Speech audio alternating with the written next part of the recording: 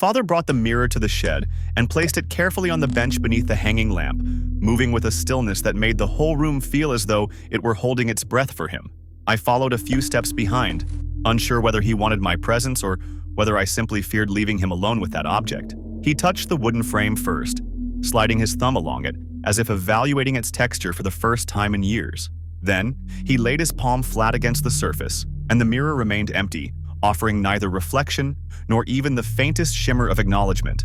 The lamp flame stretched into a narrow line, trembling once before settling into a rigid shape that looked more like a drawn mark than a living fire. I whispered his name, or thought I did, but the sound never formed, swallowed by a kind of silence that felt deliberate rather than accidental. For a long moment, we were two figures in a room that no longer behaved like a room, held between breath and the absence of breath.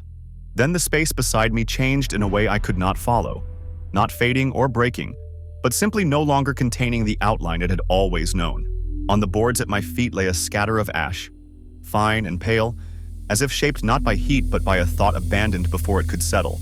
I knelt and gathered it into my hands, and even then it felt lighter than dust, lighter than anything that could claim the weight of a life. When I raised my head, the mirror still showed only the hollow outline of my hands, cupped together as though waiting to receive something they had already lost. And in that faint, unwilling reflection, I understood that the house had chosen to keep what he could no longer carry.